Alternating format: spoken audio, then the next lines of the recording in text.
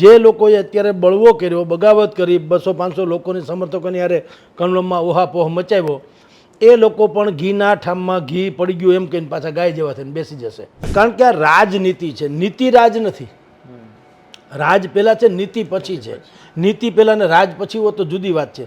અહીંયા એમ કહેવામાં આવ્યું કે અમે કોઈ પણ દાગી લોકોને અમે પ્રોજેક્ટ નહીં કરીશું અને સ્વચ્છ ચહેરાને લઈ આવશું. કે આદર્શો પુસ્તકોમાં હોય છે, બજારમાં વ્યવહાર ચાલે. આ સીધી ને સાદી ગણિત છે. ભારતીય જનતા પાર્ટીએ 302ની કલમ જેની ઉપર લાગી હોય એવાથી માંડીને બુટલેગર સુધીને અને રાજકોટમાં ટિકિટ આપી. ભલે ફરિયાદ તો ફરિયાદ છે તો ખરી. સ્થાનિક સ્વરાજની ચૂંટણીનો માહોલ બરાબરનો જામ્યો છે. ભાજપ દ્વારા ઉમેદવારોની ટિકિટ તો જાહેર કરી દેવામાં આવી. ટિકિટ જાહેર કર્યા બાદ અનેક જગ્યાએ નારાજગી, અસંતોષ, ક્યાંક કભી ખુશી તો કભી ગમ જેવો, એટલે કે ક્યાંકના મોઢે ખુશી જોવા મળી તો ક્યાંક નારાજગી જોવા મળી છે.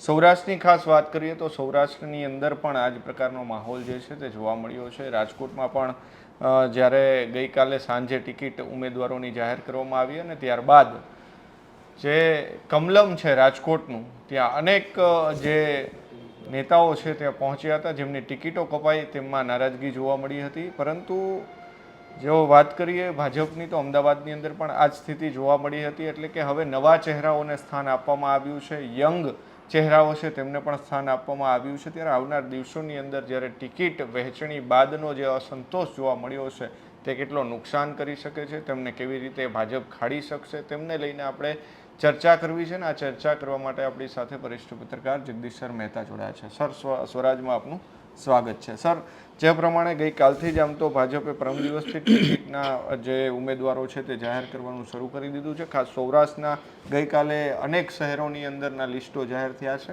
સૌરાષ્ટ્રમાં અનેક જગ્યાએ નારાજગી જે છે ક્યાંક ને ક્યાંક દેખાઈ રહી છે. જે ઘણા ઉમેદવારો, દાવેદારો એવા હતા કે તેમને ટિકિટ ન પડી એટલે નારાજ, કે એમના મિત્રોને ટૂંકમાં એમના જે ગ્રુપમાં ન મળી એટલા માટે નારાજગી હતી. ખાસ કરીને રાજકોટની વાત કરીએ તો રાજકોટમાં આ દ્રશ્ય ગઈકાલે એવા જોવા મળ્યા કે કમલમ ખાતે મોટી સંખ્યામાં રાતના 2:30 વાગ્યા સુધી આ પ્રકારના દ્રશ્યો જોવા મળ્યા હતા. હવે આવનાર દિવસોની અંદર ભાજપ જે છે તેમને આ કેટલું નુકસાન કરી શકે છે? જુઓ, ભારતીય જનતા પાર્ટી માટે સૌરાષ્ટ્ર નહીં, આખું ગુજરાત એક પ્રયોગશાળા છે. આપણે જેની દહેશત વ્યક્ત કરીએ એના નિર્માતાય ભાજપ છે, તો એનો ઉકેલે એની પાસે હોય ને. એને ખબર જ છે કે અમે નવોદિતોને ટિકિટ આપીશું અને જૂનાને જાણીતાને સાઈડલાઈન કરીશું તો બગાવત કે આ તમે જે ચર્ચા કરો છો એ પ્રમાણે થવાનું ને થવાનું. પણ અત્યારે ભારતીય જનતા પાર્ટીની સ્થિતિ એવી છે કે કોઈ પણ માણસ બહુ મોટી બગાવત કે નવા મોરચા ખોલી કે એવું કાંઈ કરી શકે નહીં. નારાજગી વ્યક્ત કરવાનો દરેકને અધિકાર છે એમ માનીને પાર્ટી હમણાં કોઈ પગલાં નહીં ભરે. પણ ચૂંટણીનો રિઝલ્ટ તૈયાર થઈ જશે. તમે જોજો, જે લોકોએ અત્યારે બળવો કર્યો, બગાવત કરી, 200-500 લોકોની સમર્થકોની યારે કમલમમાં ઓહાપોહ મચાવ્યો, એ લોકો પણ ઘીના ઠામમાં ઘી પડી ગયું એમ કહીને પાછા ગાય જેવા થઈને બેસી જશે. કારણ કે આ ભારતીય જનતા પાર્ટી માટે આ કંઈ બોણી નથી. આત્મારામ પટેલનું કદાચ તમને આઈડિયા નહીં હોય તો શંકરસિંહ વાઘેલાએ જ્યારે ભાજપા આંદોલન થયેલું, ટૂંકમાં ભાજપ તૂટ્યું, સૌ કેશુભાઈના પહેલી સરકાર ભાજપની અહીંયા આવી ગુજરાતમાં, ત્યારની વાત કરું. તમને કદાચ તમારો જન્મ એ હોય કે કેમ. તો આત્મારામ પટેલ બહુ મોટા ભારતીય જનતા પાર્ટીના દિગ્ગજ નેતા, એના ધોતિયા ખેંચાઈ ગયા હતા ને એવું છાપામાં બધું આવેલું. ત્યાં સુધીના બધા બગાવતો થાય છે. બગાવત જે છે એ શું કામ થાય છે? કારણ કે આ બહુરત્ના વસુંધરા જેવું છે. ભારતીય જનતા પાર્ટીએ જેમ તમામ નદી સાગરને મળે એમ ચારે કોરના તમામ જિલ્લા વિપક્ષોમાં સારા માઠા જે કયો તે એને એમ લાગે કે આ આપણને ખપ લાગે એમ છે, અથવા તો વિપક્ષને એટલે એના પક્ષને નડીએ કેમ છે એને પોતાનામાં લઈ લીધા. હવે અહીંયા અકબર એક છે અને બિરબલો જાજા છે, તો જાવું ક્યાં? તમે એક બિરબલને હાચવો, 6 બિરબલ નારાજ થવાના ઓબ્વિયસલી. એટલે ભારતીય જનતા પાર્ટીને આ જે અત્યારની સ્થિતિ તમે અમદાવાદ, વડોદરા, રાજકોટ, સુરત બધે જુઓ, એ અપેક્ષિત હતી. એને ખબર જ હોય કામ થવાનું. આપણે એને કહીએ છીએ કે બહુ મોટો હોબાળો થયો, હવે શું થશે? શું થશે એ હાર ને જીત ઉપર જ નિર્ભર હોય છે. તો અત્યારે કોંગ્રેસ અને આમ આદમી પાર્ટીની જે સ્થિતિ છે જોતા ભારતીય જનતા પાર્ટીના તો કમસે કમ 10 આંગળા ઘીમાં છે. એટલે રિઝલ્ટ પછી આ લોકો જે અત્યારે તથાકથિત બળવાખોરો જે છે એ શાંત, એને કરી દેવાશે, યા શાંત થઈ જશે. જી સર, હાલની જો વાત કરીએ તો જે પ્રકારે 2014 પછી રાજકોટમાં એવું બન્યું છે કે ભાજપની ઓફિસે ટોળાને ટોળા ગયા હોય, કારણ કે અસંતોષ વધારે જોવા મળ્યો છે. નીતિન રામાણીની વાત કરીએ તો પહેલાં શરૂઆત એને કરી દીધી હતી, ત્યાંથી તેઓ પહોંચ્યા છે. આમ તો બાપ દીકરા બે દાવેદારીમાં પણ હતા, પણ બંનેનું પત્તું કપાઈ ગયું. પછી ત્યારબાદ જે હશુભાઈ પરમાર છે તેમને પણ ટિકિટ ન મળી, શીતલબેન છે, ઘણા બધા ચહેરાઓ 2014 પછી આવી રીતનો માહોલ જે છે તે જોવા મળ્યો છે. નીતિનનું નામ જે છે ને એને ભાજપને હંમેશા હંમેશા ડખો રહ્યો છે. નીતિન પટેલથી શરૂ કરો તો નીતિનભાઈ રામાણી સુધી આપણે વાત કરીએ તો સ્વાભાવિક જ છે, એને ડખો પિંજણ થઈ જ છે. એટલે અહીંયા એણે કમલમ સુધી 200 માણસો લઈને નીતિન રામાણી રાજકોટના કોર્પોરેટર, પૂર્વ કોર્પોરેટર એ આવ્યા ને એણે અહીંયા પોતાની દાવો મજબૂત કર્યો વગેરે. બીજા કેટલાક છે જે છેલ્લી ઘડીએ બે નામ બદલાણા, શૈલેન્દ્ર જાનીના સ્થાને નેહલ શુક્લ જે જૂનાને જાણીતા એને પાછા લીધા અને બીજા એક ભાઈને પણ બદલાવવામાં આવ્યા. અમદાવાદમાં આવું છેલ્લી ઘડીએ આવું થયું, અમદાવાદમાં પણ બદલવામાં આવ્યા. પણ હવે ઇટ્સ એ પ્રોસેસ, કારણ કે આમાં તો પ્રેશર ટેક્ટિકે છે, ઓળખાણ પીછાણવાળી વાતો છે ને ઘણું બધું છે. ભારતીય જનતા પાર્ટી જે ક્રાઇટેરિયા નક્કી કર્યા હતા કે 60+ રિપીટ ન કરવા, 1 થી 3 વખત ચૂંટાયેલા હોય એને રિપીટ ન કરવા, સગાવાદ નહીં, કાંઈ નહીં, સ્વચ્છ છબી. પણ મેં કીધું ને કેટલીક જગ્યાએ કોમ્પ્રોમાઇઝ કરવું જ પડે, કારણ કે આ રાજનીતિ છે, નીતિ રાજ નથી. રાજ પહેલાં છે, નીતિ પછી છે. નીતિ પહેલાં ને રાજ પછી હોય તો જુદી વાત છે. અહીંયા એમ કહેવામાં આવ્યું કે અમે કોઈ પણ દાગી લોકોને અમે પ્રોજેક્ટ નહીં કરીશું અને સ્વચ્છ ચહેરાને લઈ આવશું. હમણાં જે છેલ્લે એક ભાઈનું નામ છે રોકેલ કે રોકેલ, અહીંયા રાજકોટમાં જ દક્ષિત કે રક્ષિત એવું છે નામ, કલોલા. હવે એની ઉપર તો મર્ડરનો આરોપ છે. બે બીજા લોકો છે, એક જ પરિવારમાંથી 2 જણાની ટિકિટ મળી છે પરમારને, એમાંય 302 નો આરોપ છે ને પાછા બુટલેગરની માંડીને ઘણા બધા ફરિયાદો નોંધાયેલી છે, છતાંય એને ટિકિટ આપી છે. કારણ એવું છે ભાઈ કે આદર્શો પુસ્તકોમાં હોય છે, બજારમાં વ્યવહાર ચાલે. આ સીધી ને સાદી ગણિત છે. કોંગ્રેસ હોય કે આમ આદમી હોય કે ભાજપ હોય, તમે જો 12 માસ તેઓ શ્રી શું કહેતા હોય, અમે અમુક ચોક્કસ પ્રકારની વિચારધારાને વરેલા છે. કોંગ્રેસનો દાવો ગાંધી વિચારધારાનો છે, ભારતીય જનતા પાર્ટીનો દાવો હિન્દુત્વનો વિચારધારાની વાતો છે, આમ આદમી પાર્ટી તો બધી જ સબભૂમિ ગોપાલ સ્વચ્છ રાજનીતિ. હવે સ્વચ્છ રાજનીતિમાં તમે જુઓ, ભારતીય જનતા પાર્ટીએ રાજકોટમાં જેને હમણાં કેસ પહેરાવીને લીધા મહિલા એક ઉમેદવારને અને એને હવે ટિકિટે આપશે તો સ્વચ્છની લાગે વળગે ત્યાં સુધી એને સ્વચ્છને કાંઈ લાગતું વળગતું નથી. ભારતીય જનતા પાર્ટીએ પર 302ની કલમ જેની ઉપર લાગી હોય એવાથી માંડીને બુટલેગર સુધીને રાજકોટમાં ટિકિટ આપી. ભલે ફરિયાદ તો ફરિયાદ છે તો ખરી. અને કોંગ્રેસમાં પણ તમે જાણો જ છો. એટલે ભારતીય જનતા પાર્ટીએ પણ જે તથાકથિત એથિક્સ, આદર્શો એની વાત કરી હતી, એને અમુક જગ્યાએ કોરાણે મૂકીને સમજોતા કર્યા જ છે. તો ભાજપ શું કોઈ બી કરે, કોંગ્રેસે કરે, આમ આદમી પાર્ટી કરે, હું વર્ષોથી કહું છું ને કે આ તો રાજનીતિ છે, ધર્મનીતિ નથી. હવે ધર્મમાં આપણે જાણીએ, ધર્મ ક્ષેત્રે પણ કેટલું બધું કલુષિત વાતાવરણ છે, તો રાજનીતિમાં શું કામ ન હોય. અને અહીંયા સૌથી મોટું એક જ ફેક્ટર હોય છે, વિનિંગ ફેક્ટર. તમે જીતી શકવા જોઈએ.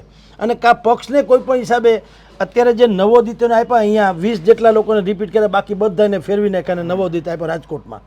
તો શું છે એ ભાઈ, નવી કેડર તૈયાર કરવી કે નહીં? જેટલા ધરાયેલા કહે છે ને કે ભાઈ કે ધરાયેલાના પેટમાં પ્રેમથી કોળિયા હોમાય છે પણ ભૂખાને અન્નનો દાણો જવા નથી દેતા, એના જેવી વાતો છે.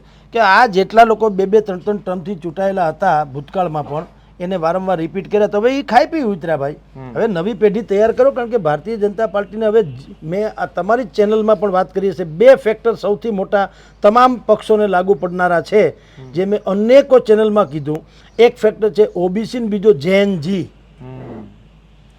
એ મેં વાત કરી, તમે જુઓ અત્યારે જેએનજીનું જ ચાલે છે બધી જ જગ્યાએ કે ભાઈ યંગસ્ટર હોવા જોઈએ, ફ્રેશ, ભણેલા ગણેલા યુવાન, એના ઉપર જ ફોકસ કર્યું છે. બાકી હતું જે ઓબીસીમાં, રાજકોટમાં તો જે સામાન્ય માટે હતી, જે સવર્ણો માટે કયો અથવા તો સામાન્ય બેઠક જેને કહેવામાં આવે, એવી 8 બેઠક ઓબીસીને ફાળવી છે ને ભારતીય જનતા પાર્ટીએ. તો આપણે જે વાત થઈ હતી મયુરભાઈ કે ભાઈ 2 ફેક્ટર અત્યારે મહત્વના છે, ઓબીસી અને જેએનજી. એના ઉપર ભારતીય જનતા પાર્ટીની, કોંગ્રેસ અને આમ આદમી પાર્ટીએ પણ એના ઉપર ફોકસ કર્યું છે. હવે બધા જ લોકોને પૂર્ણ આપણે કહીએ 16 હરાવેલા કહીએ એ ટાઈપના તો માણસો મળવા મુશ્કેલ છે. અને આ એ ક્ષેત્ર પણ નથી કે જેમાં આપણે માનીએ કે ત્યાં આપણને દૂધે ધોયેલા બધા મળે. કારણ કે બધે ઉપરથી નીચે તમે સંસદમાં પણ તમે જેટલા સંસદ સભ્યો અત્યારે બેઠા છે તમે જુઓ એની સામે કેટલા કેસ કબાડા છે એ હવે એટલે એ બધું અમે કારણ કે જાહેર જીવન અત્યારે છે ને એટલું કલુષિત થઈ ગયું કે તમે જાહેર જીવનમાં પડો તમારે ટકી રહેવા માટે તેને કેટલાક અપરાધો કરે છૂટકો થાય એવી તો પરિસ્થિતિ છે. એટલે જે ભારતીય જનતા પાર્ટીએ કે આમ આદમી પાર્ટીએ કે કોઈએ પણ છેલ્લી ઘડીના ફેરફાર કર્યા હોય કે અમુક લોકોને બદલાવ્યા હોય કે પેટર્ન બદલાવી હોય, કોઈ આદર્શો મેં કીધું એમ સ્થિતિસ્થાપક નથી હોતા. બધું વાત મેં આપને કીધું તેમ આદર્શો ચોપડીમાં હોય છે અને બજારમાં વ્યવહાર હાલતો હોય છે.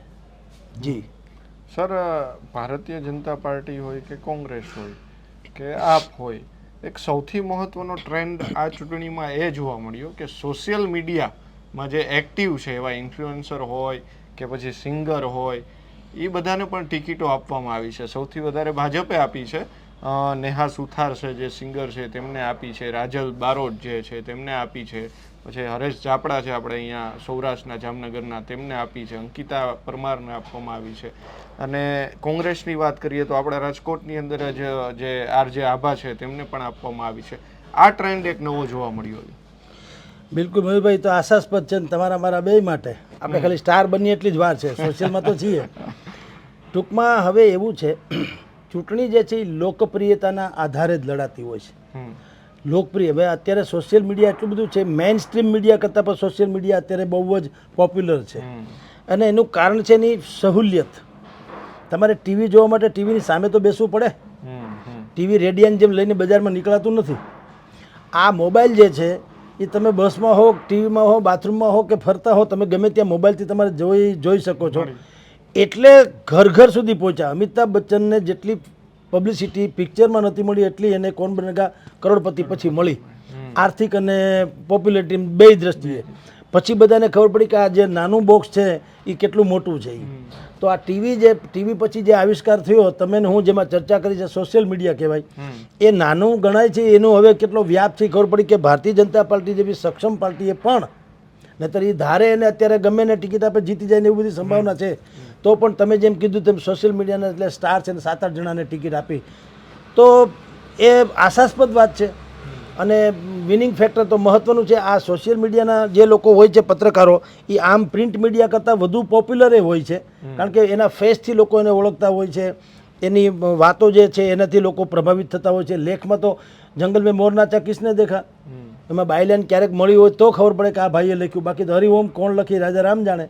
એટલે પણ બને. તો ભારતીય જનતા પાર્ટી એમાં છે ને પરિવર્તનને સ્વીકારનારી પાર્ટી બહુ છે.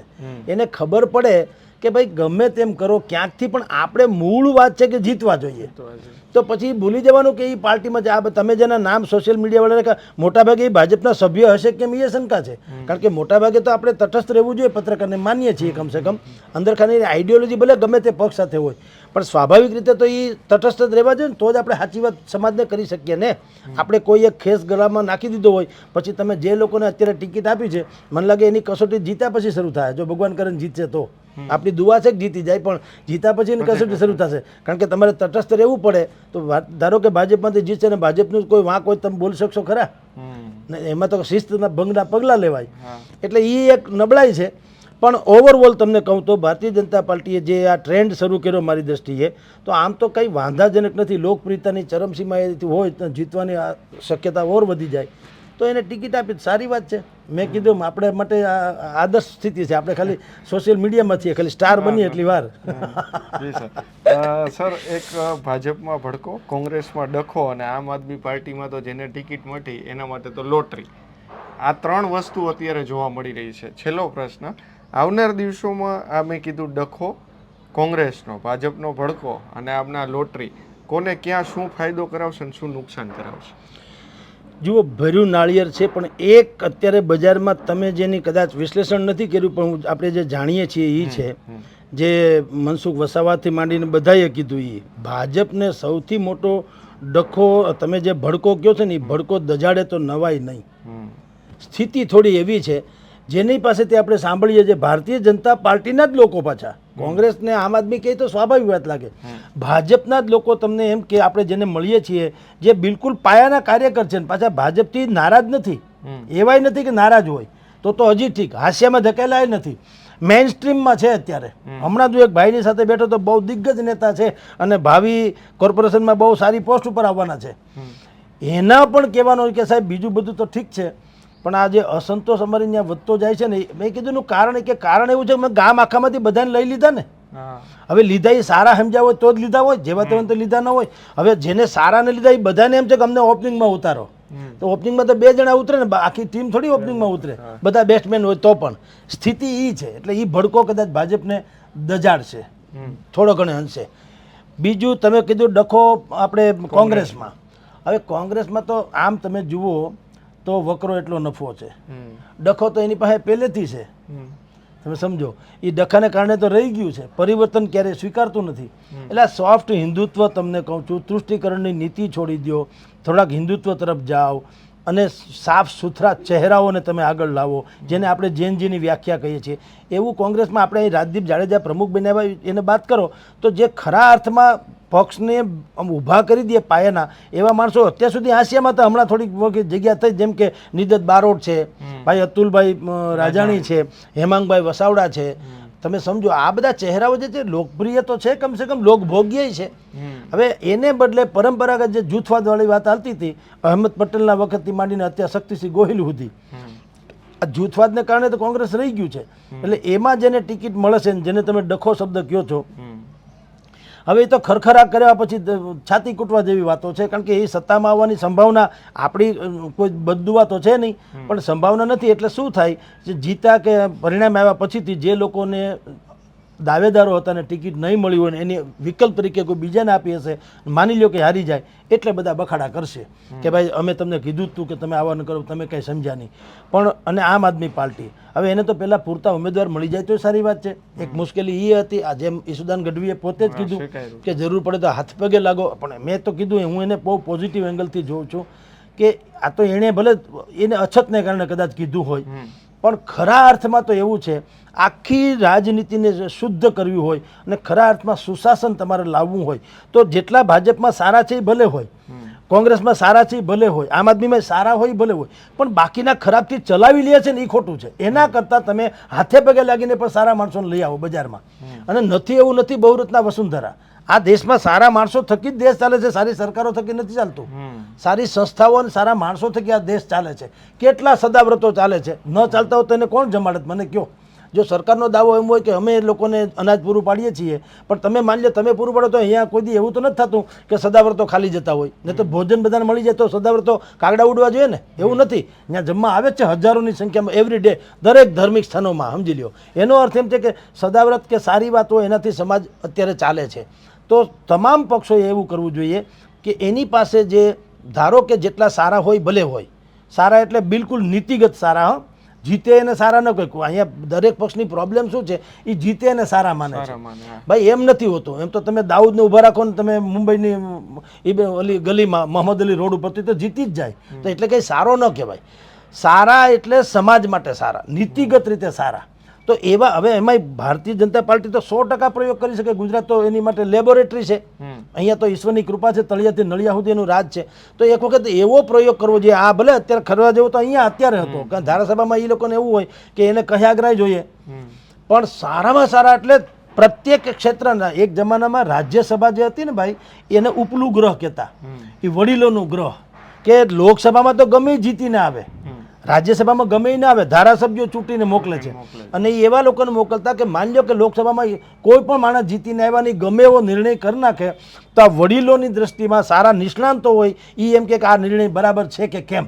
અને એ જે તે ક્ષેત્રના નિષ્ણાંતો એટલે રાજ્યસભા હતી. રાજ્યસભા હવે ગમે એને ધકેલી દે છે જુદી વાત છે, પણ એવું નહોતું. રાજ્યસભાનો અર્થ જ એવી રીતે ભારતીય જનતા પાર્ટીએ ગુજરાત જેવું રાજ્ય હોય જ્યાં એની ઈચ્છા પડે એમ થઈ કે નરેન્દ્ર મોદીના નામે બધું ચાલતું હોય, વેતરણી તરી શકતા હોય, કામધેનુ ગાયના પૂછડે હાથ પકડીએ એમ, તો એવા સમયે એણે એક પ્રયોગ કરવો જોઈએ જે મોડેલ બની જાય એમ, કે બહેતરીનમાં બહેતરીન ડૉક્ટર્સ, બહેતરીનમાં બહેતરીન એન્જિનિયર, બહેતરીનમાં બહેતરીન ધર્માચાર્યો, બહેતરીમાં બહેતરીન મોટિનેશનલ સ્પીકર્સ, બહેતરીનમાં બહેતરીન શિક્ષક, સારામાં સારા એથ્લેટિક્સ, સારામાં સિંગર, સારો ફલાણા પ્લેબેક સિંગર, આવા ઉત્તમ કક્ષાના તમામ ક્ષેત્રના શિક્ષણવાદવિદ પણ એવા જ એમ કે જે તમારી પોલિસીને કંઈક અસર કરી શકે. એવા લોકોને જો એક વખત આ લોકો ધારાસભામાં લઈ જાય, પ્રયોગ તો આમાં કરવાની જરૂર હતી, કારણ કે ધારાસભા જરાક વધારે પડતું ઓલું છે, પણ કરવો જોઈએ. 5-15 બેઠકથી બી શરૂ કરવું જોઈએ. ધારો કે 182 બેઠક છે, હવે માને છે કે હવે પછી તો કંઈક 350 350 થશે, એ જુદી વાત છે. તો થાય ધારો કે, તો જે વધારાની બેઠકો છે એમાં તમારે બીજી કોઈ અત્યારની જે ક્રાઇટેરિયાઓ ચાલે છે એની એ બધી પરંપરાગત એને છોડીને ક્લાસિકલ મૂકવા જોઈએ. મેં ઘણી વખત તમારી સહિતની ચેનલમાં કીધું કે જુનાગઢમાંથી ભીખુદાન ગઢવીને ઊભા રાખે શું થાય એમ કહો. એને કાંઈ પૈસા જોતા નથી, પ્રસિદ્ધિ જો ભગવાનની દયા છે, એને કાંઈ ખાતું બાતું જોઈએ નહીં, તો કલાકાર માણસ છે. કાંઈ કોઈ એના મત ન આપો તો તમને પાપ લાગે એવો માણસ હોય, સમજી લ્યો. આવા જે માણસો, આ તો ખાલી એક એક્ઝામ્પલ છે, જેટલા સમાજ શ્રેષ્ઠીઓ હોય પ્રત્યેક ક્ષેત્રમાં જેણે કામ કર્યું હોય એવા લોકોને રાજ્યસભા ગ્રહ જેવા એવા લોકોને એક વખત ભારતીય જનતા પાર્ટી મૂકે, એકને કારણે બીજા 10 તરી જાય. એટલે આવી સ્થિતિ કરવી જોઈએ. પણ હવે એ સ્થિતિ તો આપણે કહીએ ને કલ્પના કરવાની વાત રહી, પણ બહેતરીન રીતે ભારતીય જનતા પાર્ટી આવો પ્રયોગ કરવો ધારે તો કરી શકે. અને બીજા લોકો પક્ષો પણ જો આવું કંઈક કરે, સારા માણસો લે જેની સાથે બહુ મોટો વર્ગ સમૂહ જોડાયેલો હોય એવા લોકોને લ્યો તો એને આપોઆપ બધું થઈ જાય. એ સંકીર્ણતાથી લોકો વર્તે છે, આમ આદમી કહો કે કોંગ્રેસ કહો કે ભાજપ કહો, અપને વાલેવાળી વાત જે છે ને એ ખોટું છે, વિનિંગ ફેક્ટરવાળી. એના કરતાં સમાજમાં શ્રેષ્ઠ જે પ્રદાન કરી શકે, જેમ કે અબ્દુલ કલામને તમારે ભારતીય જનતા પાર્ટી નેતા એમ કોઈ ન કહે, ડૉક્ટર મનમોહનસિંહ કોંગ્રેસી નેતા એમ કોઈ ન કહે, સેમ પિત્રોડાને કોઈ કોંગ્રેસી નેતા ન કહે, અટલ બિહારી વાજપેયીને ભાજપના નેતા ન કહે. એ તો ઓવરઓલ એક હસ્તીઓ થઈ ગઈ, અવતાર જેવી વાતો છે.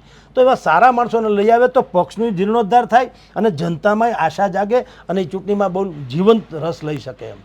જી, તો ખૂબ ખૂબ આભાર સર સ્વરાજ સાથે જોડા બદલ. સરે જે પ્રમાણે કહ્યું એમ કે આમ તો આજે આ પહેલો ફેઝ જે છે જે ઉમેદવારીનો હતો, બધાએ ઉમેદવારી ફોર્મ પણ ભરી દીધા છે. ઠેર ઠેર આપણે જોયું અનેક જગ્યાએ ભારતીય જનતા પાર્ટી હોય, કોંગ્રેસ હોય, તમામે એક નવો ટ્રેન્ડ શરૂ કર્યો છે, સોશિયલ મીડિયા સ્ટારને મેદાને ઉતાર્યા છે. અને મેં એક મુદ્દો જે સૌથી વધારે સરે પણ કહ્યું કે જે ભાજપમાં લાગેલો ભડકો, કોંગ્રેસનો ડખો અને આમ આદમી પાર્ટીની લોટરી, આવનાર દિવસોમાં કોને શું થશે તે પણ 28 તારીખે સામે આવી જશે.